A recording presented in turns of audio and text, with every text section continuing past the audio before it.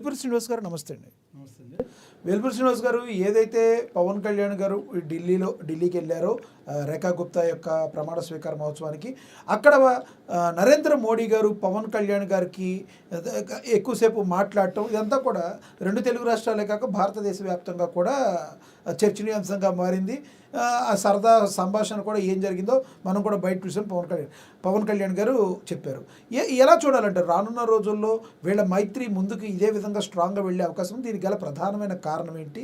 అదేవిధంగా కుంభమేళాలో పవన్ కళ్యాణ్ గారు చేసిన స్నానం ఆచరించిన దాని గురించి వస్తున్న ఆరోపణలు ఎలా చూస్తారు సార్? మీకు అమ్మా న్యూస్ ప్రేక్షకులకి, అదేవిధంగా ప్యానల్లో ఉన్నటువంటి మిత్రులకి, కృష్ణవేణి గారికి అందరికీ నమస్కారాలు. నమస్తే. పవన్ కళ్యాణ్ గారు గేమ్ చేంజర్. ఆయన ఆంధ్రప్రదేశ్ రాజకీయాల్లో తీసుకుంటే పవన్ కళ్యాణ్ గారు లేకపోతే పొత్తు లేదు, కూటమి లేదు. మరి అంత కీలకమైనటువంటి రోల్ తీసుకున్నప్పుడు డెఫినెట్గా ప్రతి ఇష్యూ కూడా పవన్ కళ్యాణ్ గారితో డిస్కస్ చేస్తారు. అమిత్ షా గారు కానీ మోడీ గారు కానీ. అదే జరుగుతుంది. అంటే మీకు ఆంధ్రప్రదేశ్కి వచ్చినప్పుడు కానీ, నిన్న మీరు ఢిల్లీలో చూసినా కూడా, ఎక్కడైనా కూడా పవన్ కళ్యాణ్ గారికి ఒక ప్రత్యేకమైనటువంటి ఒక ఐడెంటిఫికేషన్ అనేది మోడీ గారు చూపిస్తున్నారనేది మనం చూస్తున్నాం. అయితే ఆయన సనాతన ధర్మం విషయంలో కూడా దేశంలో రాజకీయ నాయకులు గోడ మీద పిల్లల్లాగా ఒక క్లారిటీ లేకుండా ఉండి కేవలం మతం కోసమో లేకపోతే ఇంకో కులం కోసమో చేస్తున్నటువంటి సందర్భాలు కూడా మనం చూసాం. మరి గతంలో కూడా కొన్ని వందల టెంపుల్స్ మీద కూడా దాడులు చేయటం ఇవన్నీ కూడా చేసినప్పుడు కూడా ఎవరు మాట్లాడలేరు. అయితే పవన్ కళ్యాణ్ గారు ముఖ్యంగా తిరుపతిలో కల్తీ లడ్డు ఇష్యూ దాని మీద ఆయన చాలా స్పష్టంగా మాట్లాడుతూ అన్ని మతాలను గౌరవించుకోవాల్సిందేను, అదేవిధంగా సనాతన ధర్మం మీద ఎవరు దాడి చేసినా కూడా ఊరుకోము, అది కరెక్ట్ కాదని చాలా స్పష్టంగా చెప్పారు. అంటే ఇవాళ రాజకీయ నాయకులు ఓట్ల కోసం, సీట్ల కోసం డ్రామాలు చేయటం మనం చూస్తున్నాం. అయితే పవన్ కళ్యాణ్ గారి ఇష్యూని కూడా చెప్పుకోవాల్సింది ఏంటంటే, మీకు కూటమి ఏర్పాటు చేసేటప్పుడు నాకు సీట్లు నాకు ముఖ్యం కాదు, భారతీయ జనతా పార్టీ అయితే నాగబాబు గారి సీటు అనకాపల్లి నాగబాబు గారికి అనుకుంటే భారతీయ జనతా పార్టీ సీఎం రమేష్ గారికి అనౌన్స్ చేశారని చెప్పారు. అట్లా ఎమ్మెల్యే సీట్లు కానీ ఎంపీ సీట్ల ఇష్యూ కానీ నాకు సీట్లు ముఖ్యం కాదు, నాకు పొత్తు నాకు కీలకంగా ఉండాలి, రాష్ట్రాన్ని కాపాడుకోవాలి. అదేవిధంగా జగన్మోహన్ రెడ్డి నేను పాతాళాన్ని తొక్కుతా అని చెప్పాడు. ఆటోమేటిక్గా తొక్కాడు. ఎన్ని జరిగినాయి. ఇవన్నీ కూడా పవన్ కళ్యాణ్ గారు లేకపోతే సాధ్యమయ్యేటువంటి ఇష్యూస్ కాదు కాబట్టి ఇవాళ ఢిల్లీలో గవర్నమెంట్కి కూడా ఆంధ్రప్రదేశ్లో ఉన్నటువంటి ఎంపీలో ఎంత కీలకమైన ఇష్యూనో మీరు చూసారు.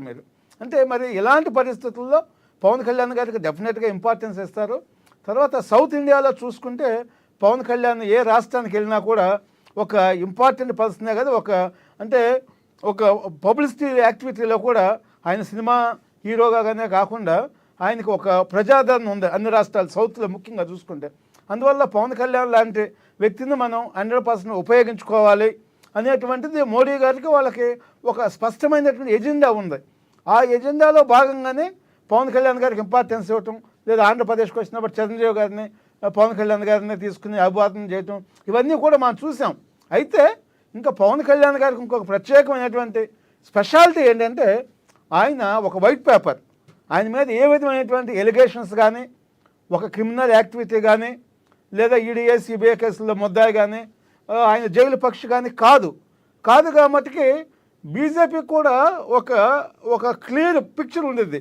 అదే ఆయన మీద ఒక అన్ని కేసులుండి సిబిఐ ఈడీ కేసుల్లో ముద్దాయిగా ఉంటే డెఫినెట్గా ఆ ముద్రను కూడా బీజేపీ మీద పడుతుంది. అందువల్ల పవన్కి ఇవన్నీ లేకపోవటం వల్ల, ప్లస్ పాయింట్ అవటం వల్ల బీజేపీ పవన్కి ఎక్కువ ఇంపార్టెన్స్ ఇస్తుంది అనేది చాలా స్పష్టంగా చెప్పుకోవచ్చు. రాజకీయ పార్టీలు రాజకీయాలే చేస్తాయి అంటే తప్పితే రాజకీయ పార్టీలు పవన్తో ఎందుకు మాట్లాడారు, ఆయన ఆఫ్టర్ ఆల్ డిప్యూటీ సీఎంఏ కదా, లేదా ముఖ్యమంత్రితో ఎందుకు మాట్లాడలేదు అనేది కాదు ఇక్కడ. అంటే పవన్ యొక్క ఇంపార్టెన్స్ గతంలో కూడా మోడీ గారు చెప్పారు. పవన్ అంటేనే ఒక తుఫాను, మామూలు ఇష్యూ కాదు పవన్ అని చెప్పేసి గతంలో ఢిల్లీలో మోడీ గారు కూడా చెప్పారు. అందువల్ల పవన్ కళ్యాణ్ ఇంపార్టెన్స్ని ఎవరు కూడా తగ్గించలేరు.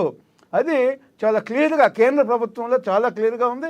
అనేక మంది మంత్రులు కూడా మాట్లాడుతూ చూసాం. ఇంకోటి ఇక్కడ మనం ఇది పక్కా బౌండెడ్ స్క్రిప్ట్గా ఒకవేళ పవన్ని ఎమర్జ్ చేసి రేపొద్దున సౌత్లో మీరన్నట్టు సౌత్లో బీజేపీ పార్టీకి ఒక మంచి స్నేహాస్తం అందించే జనసేన పార్టీ తోడుగా బీజేపీ తన పాగాన్ని ముందుకు తీసుకెళ్లే క్రమంలో పవన్ కళ్యాణ్ ఈ రకంగా ఎమర్జ్ చేస్తుంది అనుకోవచ్చు.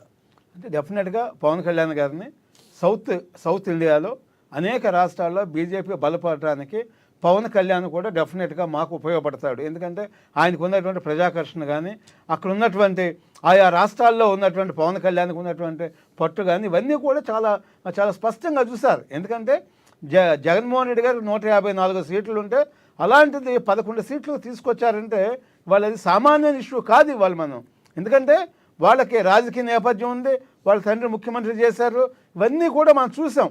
ఎన్ని చేసినా ఎవరు సలహాలు ఇచ్చినా ఎన్ని వేల కోట్లు ఖర్చు పెట్టినా కూడా చివరికి 11 సీట్లు వచ్చినాయి అంటే దాంట్లో పవన్ కళ్యాణ్ యొక్క ఇంపార్టెన్స్ ఏమిటి, అప్పుడు వాళ్ళు తీసుకున్నటువంటి రాజకీయపరమైన నిర్ణయం ఎలాంటి నిర్ణయం తీసుకున్నారు, రాష్ట్రం అభివృద్ధి చేయాలనేటువంటిది ఒక చాలా స్పష్టంగా ఆయన అనేక సందర్భాల్లో చెప్పాడు.